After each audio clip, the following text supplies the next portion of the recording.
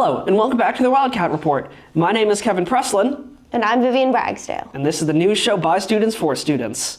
First up in news, we have a couple of concerts coming up. We have an orchestra concert this upcoming Tuesday at 7 p.m. There was supposed to be a band concert last Tuesday, but it has been moved. More on that later. Coming up is Christmas break, which this year will be 2 full weeks. The academic decathlon recently attended a competition at Nipmuc Regional High School. Also, Thanksgiving happened. Hope that everyone had a great Thanksgiving. I personally ate a lot of food, and it was really tasty, and we got some days off of school, which is good. The Powder Puff game had a great turnout, with the student section totally packed. For more on that, we go to Jimmy Fitzpatrick with the Sports Report.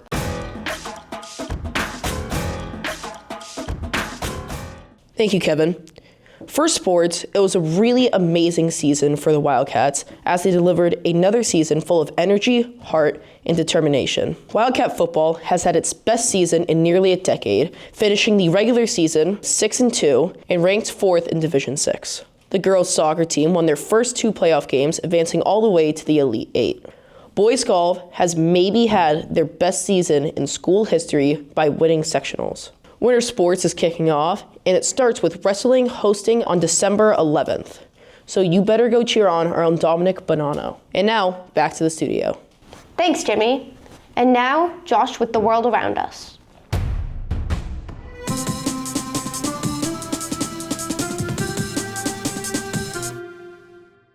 In local news, the fate of the old senior center is being actively decided right now. A couple months ago, the preservation board of the town had a tied vote, 4-4, on whether or not to tear down the old senior center. Proponents of tearing it down say that it would be far too expensive to repair for any future uses, costing more than double what it would cost to tear it down. Opponents of tearing it down say that it could be used for things like local arts or WCTV. After the preservation board's tied vote, the select board decided to vote to tear down the building. However, a special town meeting voted to keep the building. This town meeting, though, unfortunately, is non-binding. So therefore, it seems like it's up to the town manager whether or not this building will be torn down. Thanks, Josh. Now, for more on all the arts news, we go to Vivian Ragsdale with the arts part. Ow.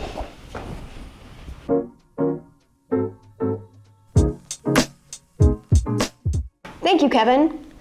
For upcoming concerts, we have the band on December 18th and the orchestra on December 9th. Upcoming in January is the chorus concert and the middle school's production of Shrek Jr. the musical. Wilmington High School's own Dom Bonanno is producing a noir film with WCTV. Contact Sam Perkins if you wish to be an extra in any of the scenes. And now we go to Kevin Preslin with silly news from around the world. Can re-record that? Let's redo that, actually. No, we're keeping that take in. Let's not keep that take. Make sure to keep that one. It's important. So, welcome to Silly News. Here's some silly news from around the world. First, Australia recently just had the world record for the most amount of bagpipe players in one place. I forget the number, but there was a lot of them, and it was an AC/DC tribute. Secondly, a judge in Missouri recently resigned over a controversy that involved him wearing an Elvis wig. Third, in North Carolina, a bald eagle dropped a cat through someone's windshield. I forgot that we even had those. And finally, fire rescue had to rescue a kid who was like 20 stories in the air dangling from a crane over Jerusalem. I forget why, I think he wanted the view. Thank you. Back to me. Thank you so much for tuning into this episode of the Wildcat Report. I'm Kevin Preslin. And I'm Vivian Ragsdale. Signing off.